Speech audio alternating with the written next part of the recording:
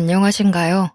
저는 흔히 지나가는 말로라도 예쁘단 소리를 들어본 적 없는 40대 후반의 이혼녀입니다.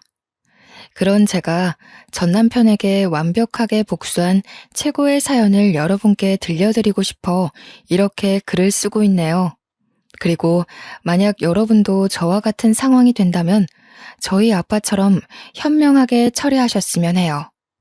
말했다시피 저는 여자 평균 외모보다 조금 딸리는 편에 속해요. 농담 아니고 부모님한테 말고는 정말 예쁘다는 소리를 들어본 적이 없거든요. 30대 중반이 될 때까지 모태솔로로 있었다면 말 다 한 거 아니겠어요? 예쁘다는 소리는 못 들어봤지만 귀에 딱지 앉을 정도로 많이 들어본 말이 따로 있었는데요. 제 부모님은 두 분 다 변호사이시거든요. 그래서 우리 집이 좀 넉넉하게 살았는데 과장 안 하고 재벌 딸이란 소리가 늘상 제 뒷공무니를 따라다녔어요. 저희 부모님께서 잘 나가는 주요 사기업 로펌 변호사이긴 해요. 친가 쪽, 외가 쪽 전부 다 한 자리 하시는 분들이 한 분 이상은 있는 괜찮은 집안이었죠. 그렇지만 저희 가네에서 그 누구도 제가 돈 많은 집 딸이라는 인식을 심어준 적은 없었어요. 제가 우리 집이 돈 많다는 걸 알게 된 건 사람들과 어울리게 되면서부터였는데요. 그 대표적인 것이 학교였죠. 친구들과 얘기하다 보면 자연스레 집안의 분위기나 사정, 부모님 직업 등 어느 정도 얘기를 하게 되잖아요. 학교 다닐 때 그런 식으로 생각 없이 대화를 나눴다가 소문이 쫙 퍼졌고 선생님들도 수업할 때면 한 번씩 언급하곤 했어요. 제가 법조인 딸이라는 걸 알고 제가 있는 반이라든지 제 앞에서는 학생들을 혼내거나 딱히 문제 삼을 만한 행동을 조심하기도 하셨죠. 학교뿐만이 아니었어요. 어딜 가나 그런 대우는 제 삶에서 당연하게 되어가더라고요. 정작 저는 재벌이라고 칭할 만큼 살고 있는지 잘 실감을 못했어요. 하고 싶은 걸 하고 살긴 했다만 그게 재벌 소리 들을 정도는 아니라고 봤거든요. 그냥 아빠랑 엄마가 나란히 법조인이다 보니까 풍족하게 살아온 정도? 제 주변에는 사람이 늘 많았는데 저는 그저 제가 성격 좋고 매력적이라 받는 관심들인 줄 알았습니다. 그런데 아니더라고요. 다 제 돈 보고 접근하는 사람들 뿐이었는데 그게 남자들도 마찬가지였죠. 특히 남자들은 어디서 제 소문을 건너듣고 와서는 저한테 관심 있는 척 찝쩍거리곤 했는데요. 결국 마무리되는 대화의 방향은 전부 부모님 직업에 관한 이야기였어요. 완전 금수저 아니냐면서 부모님이 둘 다 법조인이면 돈이 얼마 들어오는 거냐? 어릴 적 한 달에 용돈은 얼마 받았냐? 너랑 결혼하는 남자는 완전 신데렐라 되는 거 아니냐며 하나같이 부모님 얘기, 집안 얘기, 돈 얘기. 그건 아무리 눈치가 없더라도 상대방이 제게 관심 없다는 걸 알 수 있을 분위기였죠. 그게 당연하리만큼 익숙하게 자라온 저는 이젠 사람이 먼저 다가오면 무슨 얘기할지 감이 잡히는 정도가 되더군요. 한 번은 대학에 입학했을 때 그런 적이 있었어요. 부모님 직업을 일부러 숨겨보기도 했는데 저는 그때서야 사람들이 딱 저만 봤을 때 생각하는 이미지를 알아차릴 수 있게 되었죠. 사람들이 저를 대하는 대우가 제 부모님을 알고 있을 때와는 180도 다르더라고요. 다들 예쁜 애들이랑만 친해지려고 했고 저랑은 굳이 필요한 이유 아니고서야 딱히 말을 길게 섞지 않았어요.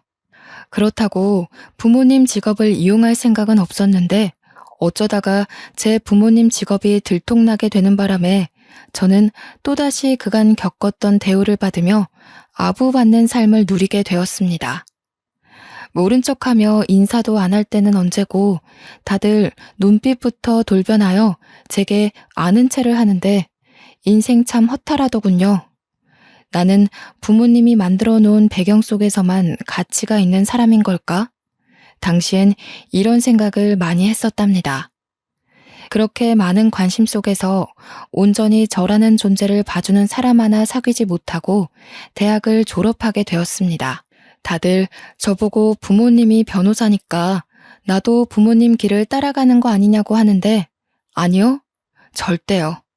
살면서 변호사라는 직업이 주는 파워를 충분히 느끼긴 했지만 저는 한 번도 변호사에 대해 갈망한 적이 없어요.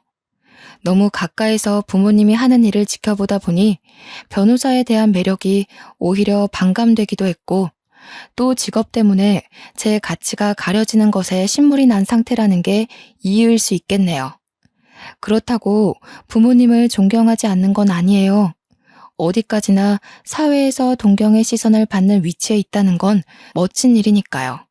변호사가 어떤 삶을 사는지 대강 알아버려서 변호사의 매력을 못 느꼈을 뿐이에요. 또 저는 법처럼 머리 쓰는 것보다 오히려 몸 쓰는 거에 더 관심이 가더라고요. 그게 옷을 만드는 일이었는데요. 문득 TV에서 한 다큐멘터리를 보고 눈길이 가기 시작했었죠. 당연히 옷 만드는 일 또한 아이디어 싸움이라 머리를 사용한다지만 부모님이 주구장창 하는 글씨와의 씨름이 아니라서 좋게만 보였고 사람의 손에서 만들어지는 창작물들이 심지어 멋있기까지 했어요. 그렇게 전공과 관련 없는 옷 만들기를 한참 알아봤습니다.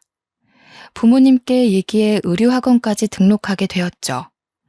저희 부모님은 늘 제가 하고 싶은 일을 하며 지낼 수 있게 응원해 주셨기에 반박은 없었어요. 저는 그렇게 아무런 정보 없이 무작정 의류 세계로 뛰어들었습니다. 관심 가지고 시작해서 그런지 모든 수업이 재밌었고 손가락을 움직이며 작업을 할 때는 머릿속에 있는 잡생각까지 싹 씻겨나가서 좋더군요. 저는 빠른 시일 내에 의류학원에 꽤 잘하는 우등생으로 언급되기도 하는 지경까지 성장했어요. 옷에 대한 걸 많이 공부하고 배우다 보니 자연스럽게 저를 꾸미는 것도 시도하게 되더라고요. 물론 호박에 줄 긋는다고 수박이 되는 건 아니라지만 아주 가끔씩 용됐다는 소리를 듣곤 했는데요. 스쳐가듯 빠르게 지나간 칭찬이라도 그런 말을 들은 날이면 온종일 기분이 좋아 들떠 있었습니다. 저는 의료일에 완전 매료될 수밖에 없었어요. 제가 뛰어난 창작물을 만들어낼 때면 부모님 배경이 아닌 온전히 저로 봐주면서 제게 박수 쳐주는데 그게 그렇게 자존감이 올라가더라고요. 이 의류 계열은 특히나 개성이 강한 곳이라서 아이디어가 제일 중요했지 돈이나 외모는 그 뒷순이라는 것도 제가 이곳을 좋아할 수밖에 없는 조건이었죠. 제 창작물이 사랑을 받을 때면 마치 저는 제 자신이 사랑받는 기분을 간접적으로 느끼곤 했어요. 그렇게 계속 패션 계통으로 깊이 들어가다 보니 점차 피팅 모델들도 접할 수 있는 기회가 많아졌는데요. 와, 모델들이라서 그런지 피지컬이 일반인들과 남다르더라고요. 그 사람들 외모를 자꾸 훔쳐보게 되는 제 자신을 느꼈어요.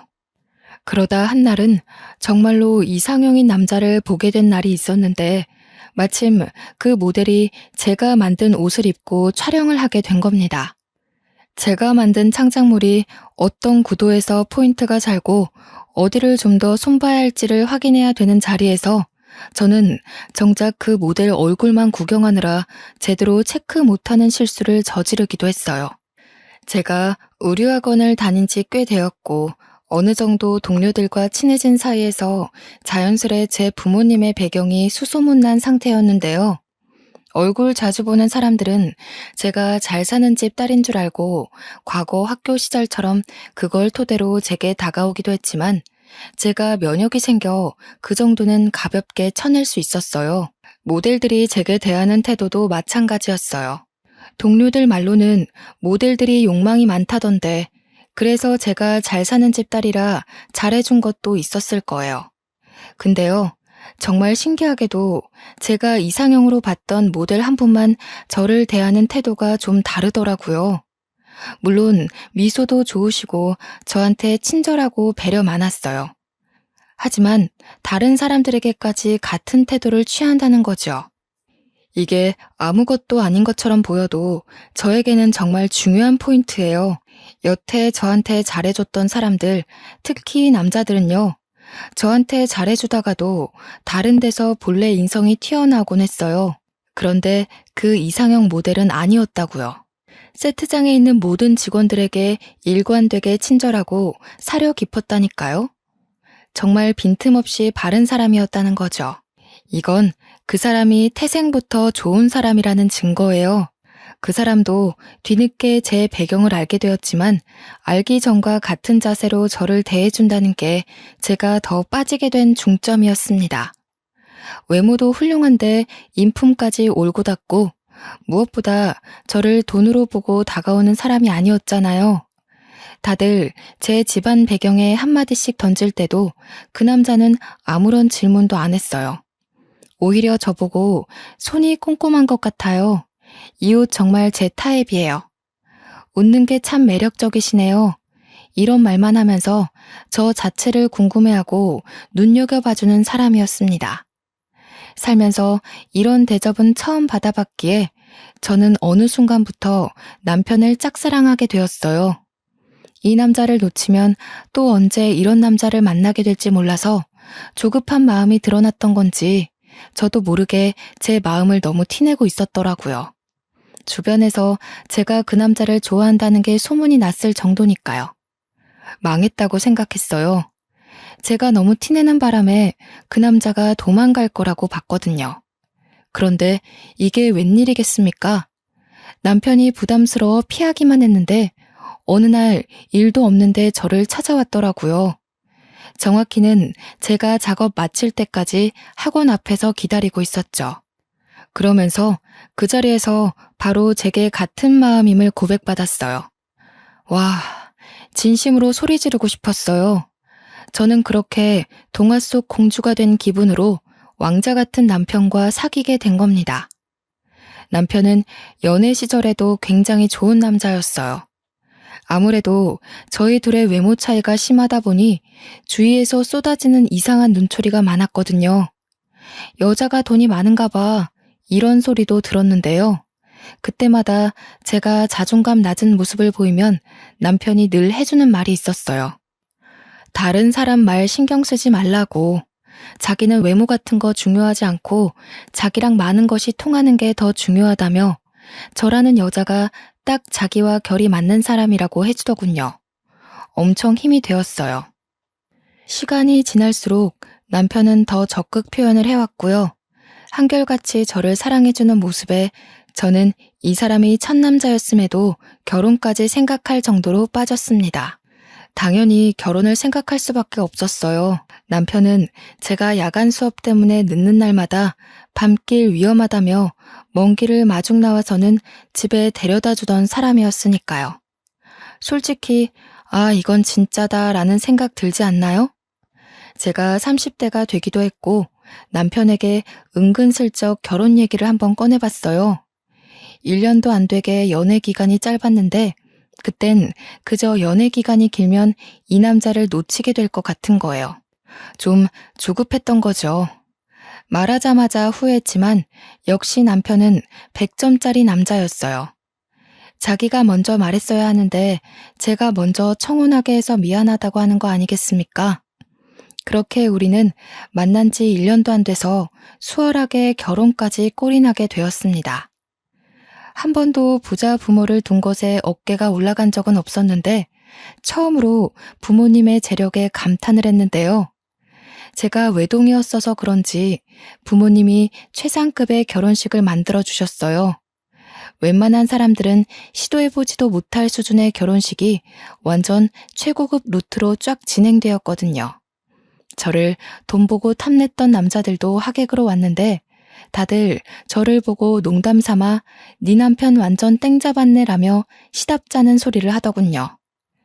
그렇게 저는 이상형과 결혼 생활을 하게 되는 기적이 생겼습니다. 집도 차도 혼수도 우리 부모님이 하나밖에 없는 딸이라며 거창하게 퍼부어 주셨어요. 덕분에 남편과 저는 이제 막 돈을 버는 풋내기였음에도 갑부처럼 살림을 시작할 수 있었죠. 저는 결혼을 하면서 사연으로 봤던 경제적 어려움도 없었고 남편에 대한 고충도 없고 분가로 시작하는 덕에 시댁살이도 없어서 제 결혼 생활은 남편과 둘이 꽁냥대며 마냥 평탄하기만 할 줄 알았습니다. 그저 연예인처럼 멋진 남자를 남편으로 뒀다는 게 그 당시에는 성공했다고 생각했었어요. 그렇게 밖에서는 서로의 일에 충실하고 집에서는 서로를 아껴주면서 잘만 지내왔는데요. 그런데 제 부탁으로 친정의 지원을 잔뜩 받게 된 남편이 패션 계통에서 좀 더 큰 시장으로 나가게 되면서부터 뭔가 삐그덕대기 시작했어요. 남편 하는 일이 많아지면서 동시에 외박도 잦아졌는데 그게 저희 사이를 변하게 만든 겁니다. 저는 단지 제가 이제 의류회사에서 한 자리 하고 있었고 피팅 모델 정도는 꽂을 수 있는 위치가 되어서 부모님의 도움까지 받아가며 남편을 지원했던 건데 조금 후회되더라고요. 그 후로 남편 얼굴 보는 게 쉽지 않았거든요. 제 일도 야근이 많아요. 그럼에도 저는 잠은 꼬박 집에서 잤어요. 저는 제가 모델 일에 대해 많이 알고 있다고 생각했는데 남편 외박에 대해 이해가 안 되는 부분이 생기는 것 보니까 아직도 알아가야 될 게 많구나 하는 생각만 하며 넘길 수밖에 없었죠. 그러다가도 홀로 자는 날이 일주일에 4~5번이 되니까 한날은 서운해서 남편한테 칭얼거려 보았습니다. 그랬더니 남편이 나 잘 되면 당신도 좋고 장인 어른이랑 장모님께도 떳떳한 사위 될 수 있어 좋잖아. 나는 하루빨리 잘 돼서 당신이랑 처갓집에 당당한 식구가 되고 싶어. 내가 이렇게나 든든하게 지원받고 있는데 아무런 성과가 없고 미래가 없다면 너도 장모님 장인어른도 속상할 거 아니야. 물 들어올 때 열심히 노저어야지. 몰랐는데 남편이 잘난 친정 때문에 알게 모르게 자존감이 낮았나 봅니다. 전장에서 전투적으로 싸우고 있는 남편에게 다 버리고 빨리 돌아오라 투정 부리는 부인이 된 기분이었어요. 창피했다는 거죠. 그래서 그 뒤로는 남편의 열정을 응원하며 계속 지원했어요. 얼굴 보는 날이 많이 없더라도 전화를 많이 하니까 그걸로 위안을 삼으면서요. 그러던 한날 오랜만에 남편이 일찍 일을 쉬게 되는 날이 있었는데요. 그날이 저희 부부관계에 금이 가도록 만들 사건의 불씨가 될 줄은 상상도 못했어요. 오랜만에 보는 남편이라 신나기도 했고 그렇다 보니 장난기가 생겨서 남편한테 서프라이즈 해주려고 몰래 일을 반차내고 집에 왔습니다. 때마침 남편이 화장실에 있더라고요. 놀래켜주기에 적절한 상황이라 급히 안방에 숨으려는데 남편 폰으로 전화가 오는 겁니다. 생각 없이 그쪽으로 시선이 갔어요. 누나 이렇게 떠있더군요. 근데 이상했어요. 누나? 남편은 밑으로 남동생만 하나 있지 여자 형제가 없거든요.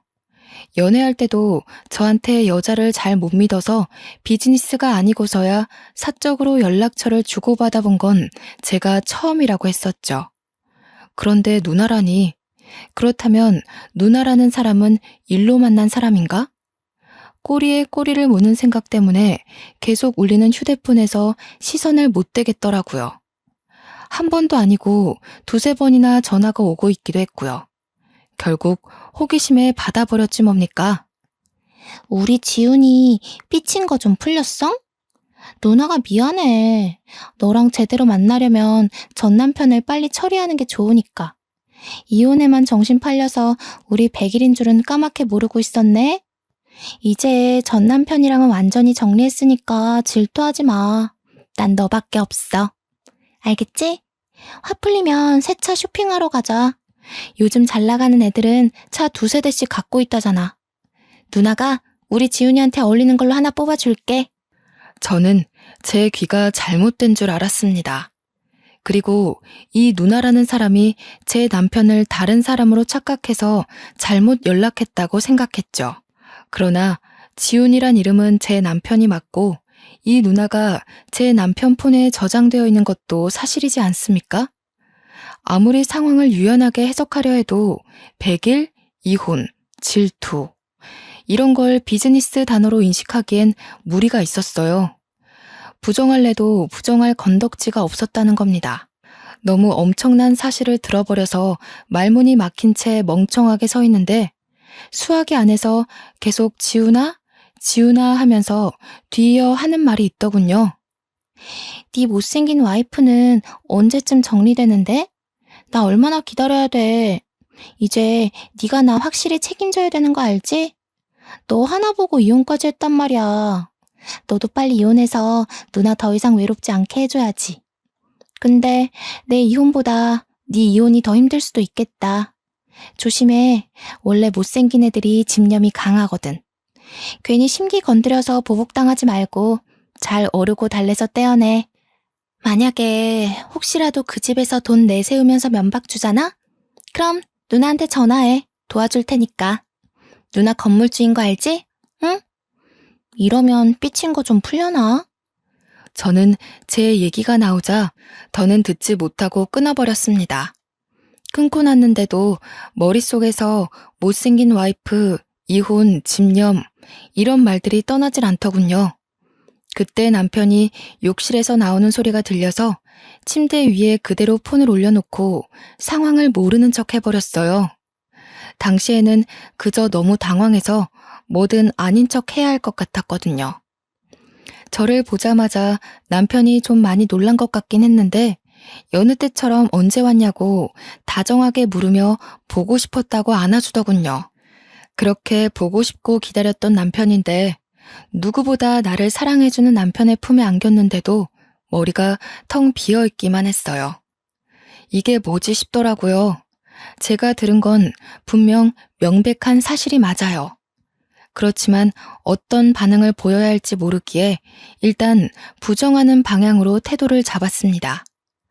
그 전화는 확인되지 않은 모르는 여자의 말이고 아직은 남편을 향한 일말의 신뢰를 놓기 싫었으니까요.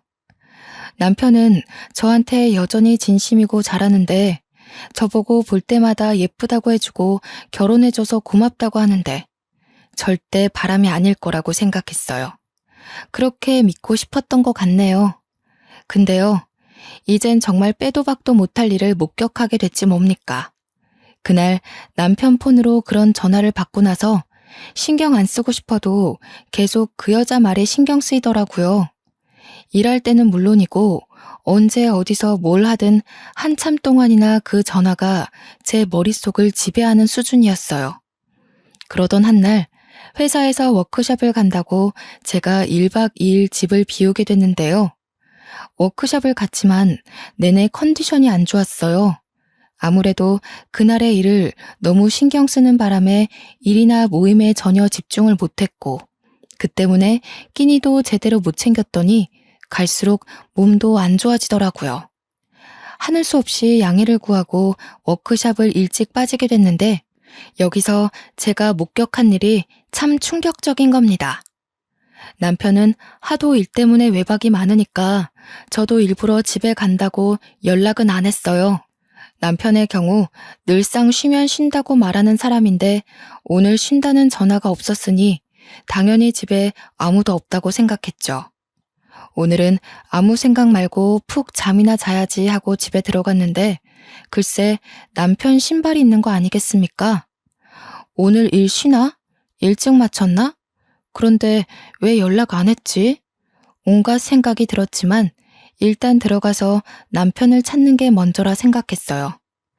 남편 목소리가 들리는데 안방 쪽이더라고요. 슬쩍 보니까 누구랑 통화 중이더군요.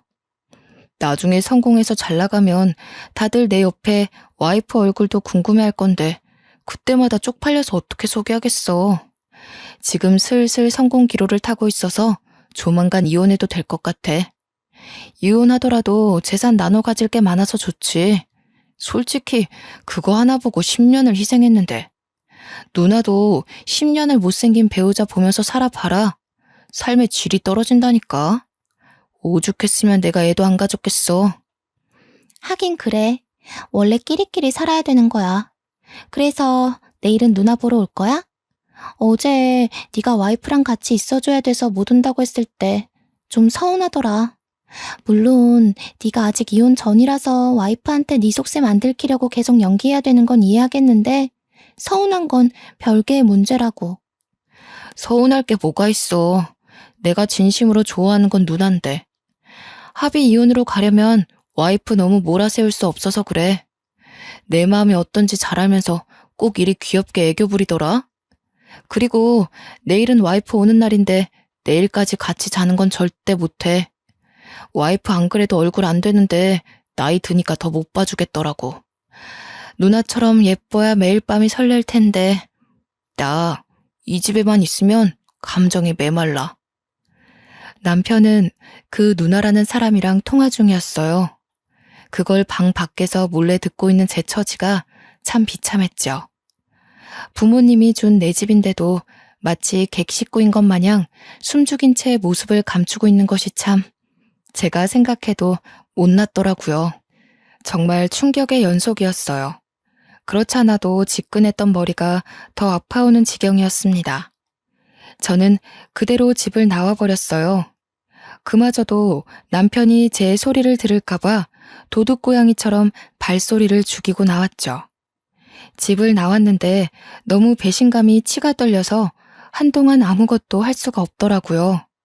대문 앞에 가만히 서 있다가 결국 생각해낸 것이 친정을 찾아가는 것이었습니다.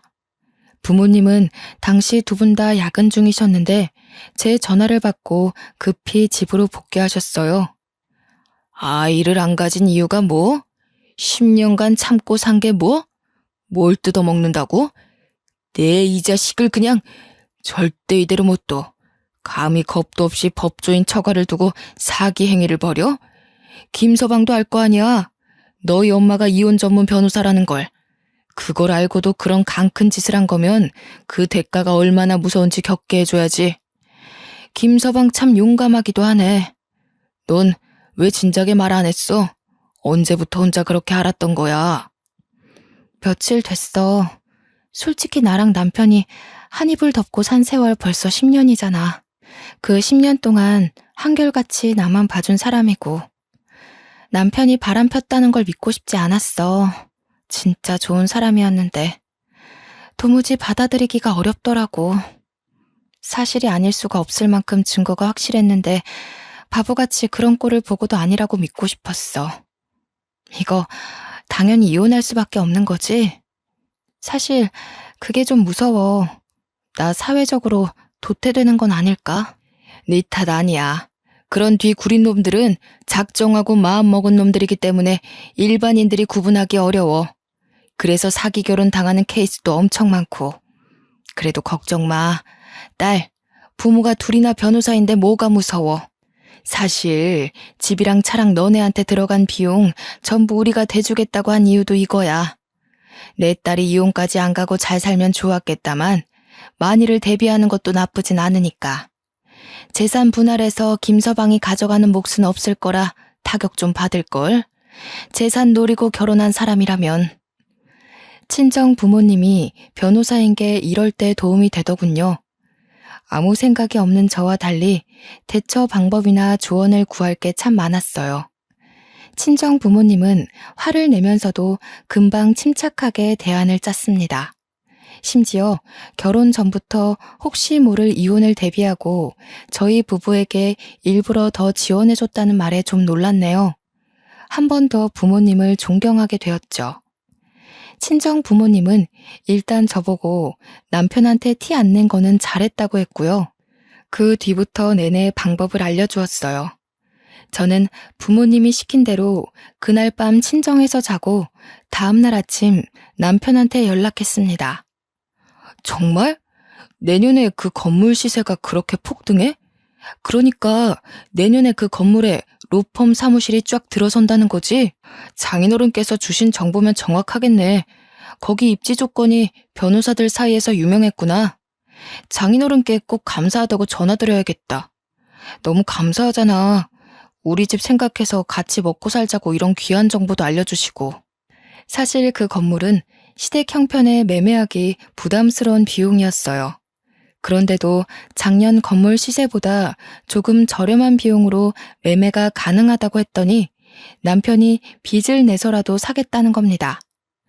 억만장자 보장이라는 말에 홀랑 넘어간 것이죠.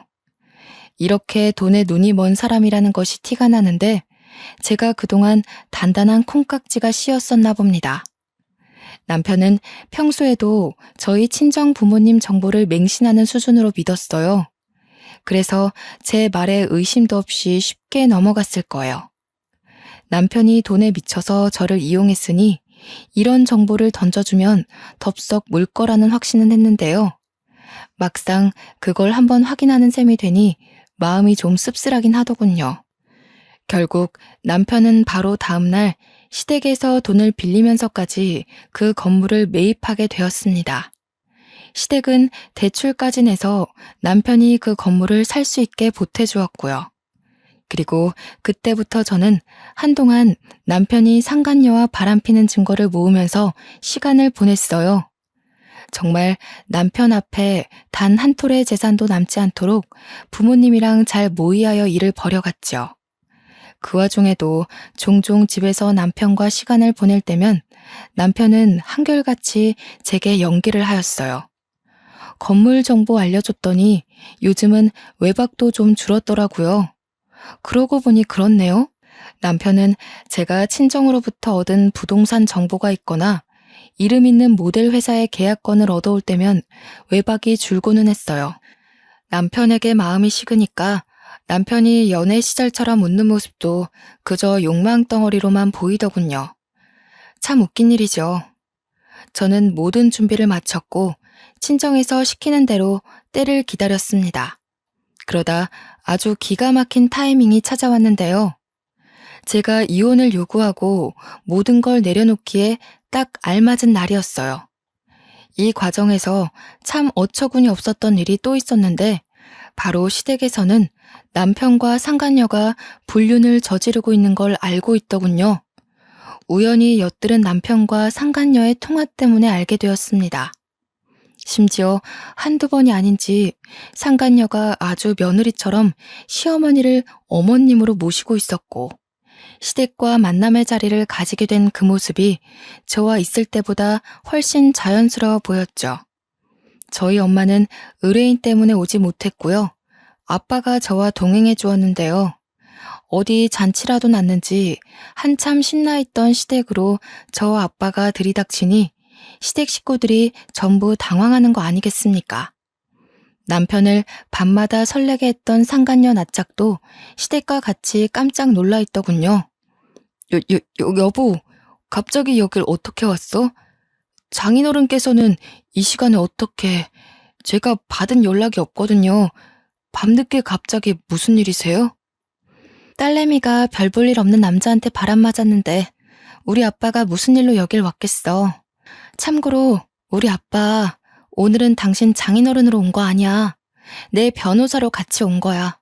나 오늘 당신이랑 이혼할 거거든. 뭐라고? 이혼? 우리가 이혼을 왜 해? 변호사는 또 무슨 말이고. 도대체 무슨 소린지 하나도 모르겠어. 당신 무슨 일 있었어? 어제까지만 해도 같이 저녁 맛있게 먹고 잘 잤잖아. 안녕하세요, 사돈댁. 결혼식 후로 처음 뵙네요. 이혼 합의 때문에 들렸습니다. 식사는 나중에 하셔도 되지요?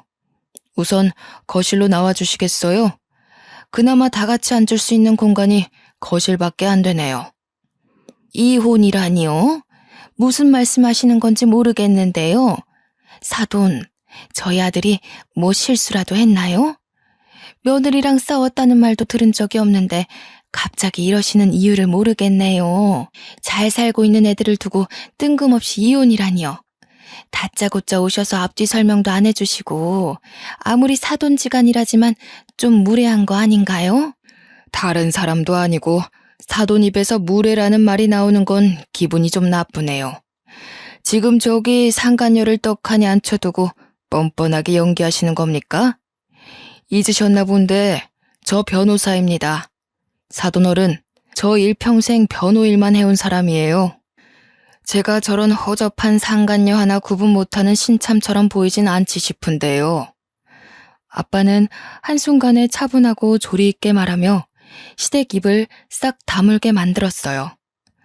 분위기가 조용해지자 다시 제 남편에게 다가가 법 조항까지 읊어가면서 이혼 서류를 내밀었죠.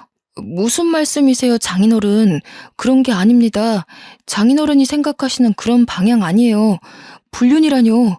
제가 아내를 두고 어떻게 그런 오해세요? 오해? 자네는 내가 호구로 보이나? 내가 자네 같은 사기꾼을 한 달에 300명 이상을 만나는 사람이야. 그 더러운 기질 하나 못 알아봐서 상황을 이렇게까지 끌고 왔을 것 같아? 우리가 겨우 하루 의심해서 이러는 걸로 보여? 내 딸이 자네가 불륜 행위 싸지르는 거 증거까지 차곡차곡 모았는데 여기서 대화로 따지고 싶은 말이 많지만 우리 딸이 또 상처받게 할 수 없어서 그것까진 참는 거야. 상간녀를 앞에 두고도 뻔뻔하게 아닌 척하는 시댁 식구를 보니 아빠도 저도 열이 받을 수밖에 없었어요. 화가 난 아빠는 변호사 체면까지 내려놓으며 법으로 협박을 하더군요.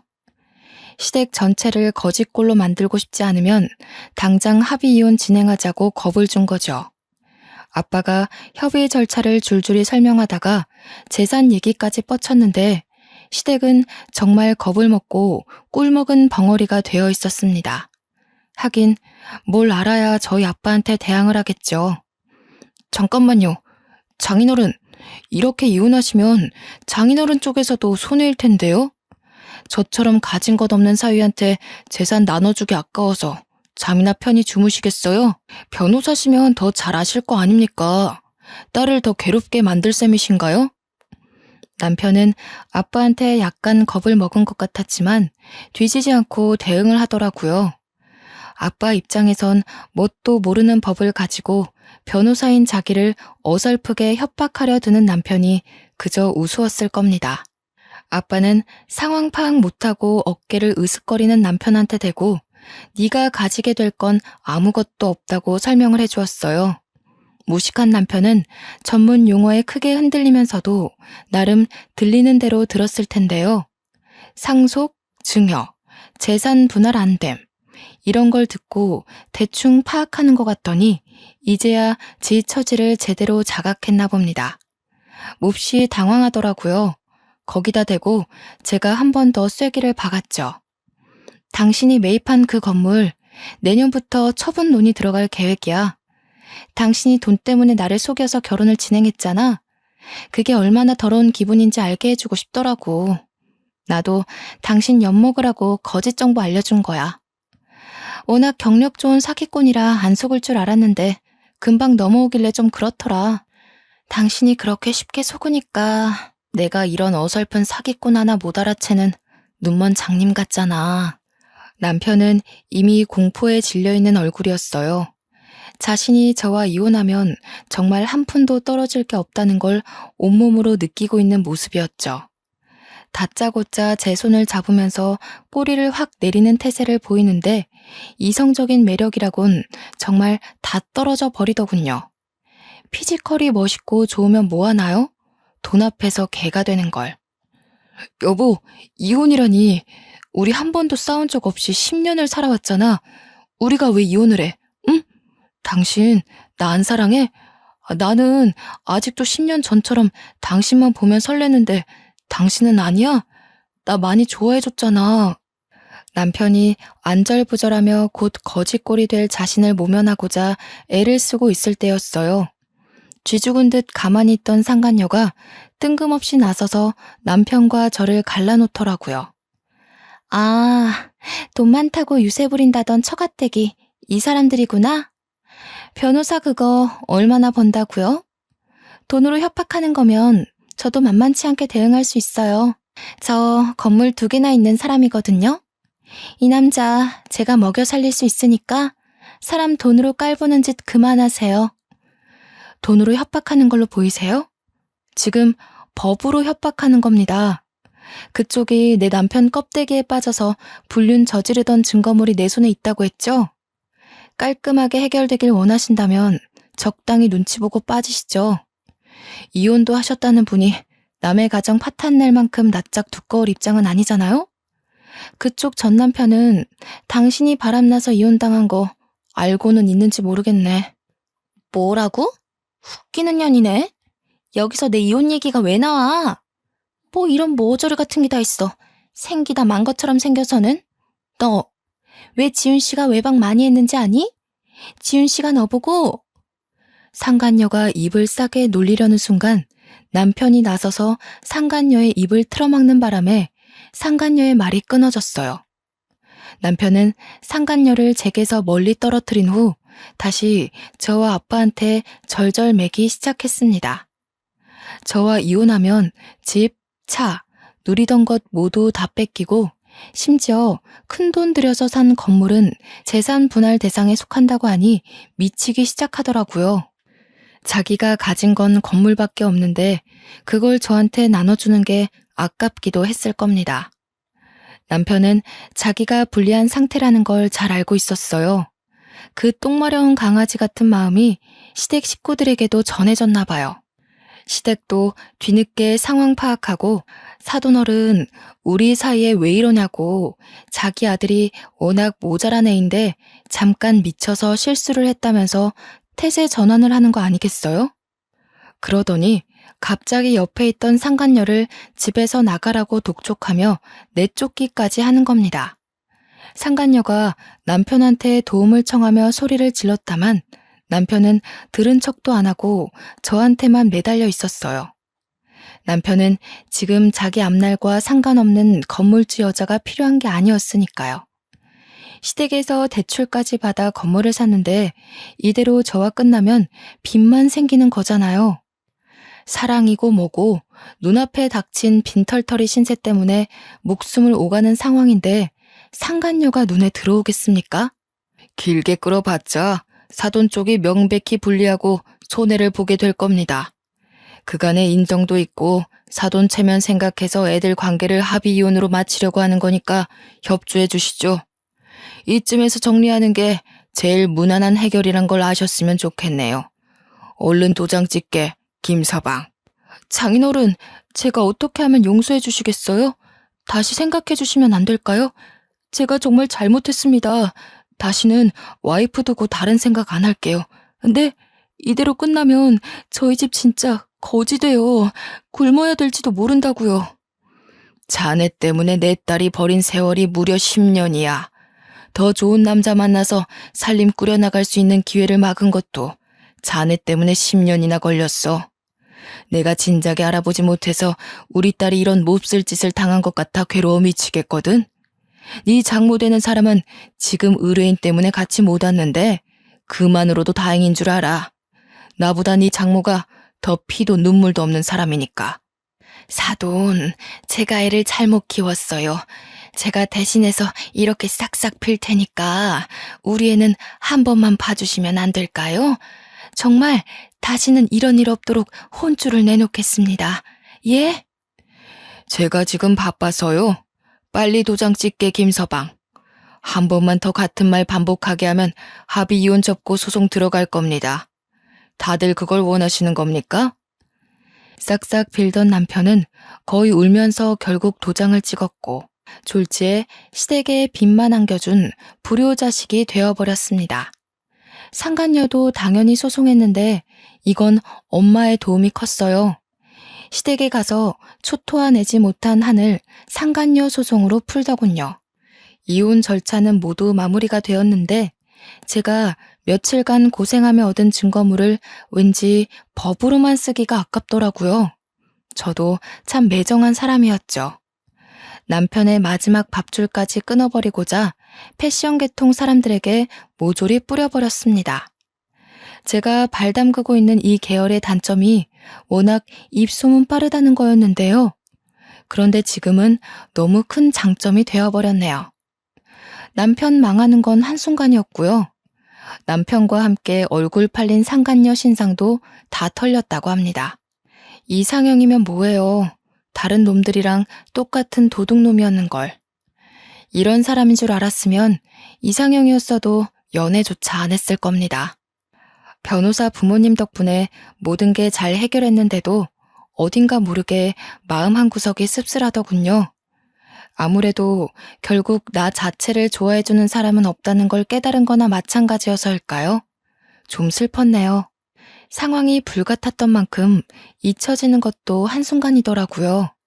시끄럽던 제 주위가 빠르게 식는 덕에 일상이 제자리를 찾았어요. 그렇게 저한테 진심으로 다가와줄 남자는 결국 없는 건가 싶어 반 포기하며 지내던 중이었는데요. 제가 너무 공허해 보였는지 아빠가 한날 중견 변호사 한 명을 소개해 주는 겁니다. 딱히 연애를 하고 싶었던 건 아니었는데 아빠 생각해서 그냥 자리에 나가봤어요. 그런데 그분이 말투도 그렇고 특히나 생각하는 마음씨가 참 고운 겁니다. 남자 집안도 우리처럼 법조인 집안이라네요. 아빠 말로는 참 성실한 사람이라고 일만 하며 살아온 사람이라고 하는데 꾸밀 줄 모르는 거 보니 이해가더라고요. 부끄러워서 말을 버벅거리는 것도 나름 매력적이었어요. 변호사는 아무리 긴장되는 상황이라도 말 안 더듬을 줄 알았는데 서로 통하는 게 많았는데 이건 전 남편처럼 인위적인 게 아니더군요. 그래서 자연스레 마음이 열렸고 지금은 서로를 존중하며 2년째 만남을 가지고 있습니다. 솔직히 아직도 사람 잘 보는 기준이 뭔지 모르겠어요. 만약 전 남편처럼 작정하고 저를 속이려고 연기하는 사람을 또 만난다면 구분할 자신이 없거든요. 그렇다고 하더라도 이제는 그 모든 게 제 잘못이라고 자책하진 않기로 했습니다. 내가 못나서가 아니라 상대가 나쁜 거라고 생각하며 저를 지킬 수 있는 마음의 힘이 생겼다는 거죠. 지금의 만나는 남자친구가 그런 걸 잘 알려주기도 해서 건강한 대인관계를 연습 중이랍니다. 그러니까 다들 저처럼 나쁜 사람을 두고 자신을 자책하는 일은 없었으면 해요. 결코 우리의 잘못이 아니니깐요. 너무 하소연식으로 비춰진 건 아닌가 싶습니다. 다시 올려보니 좀 긴 글이었네요. 봐주시느라 고생하셨습니다. 고맙습니다.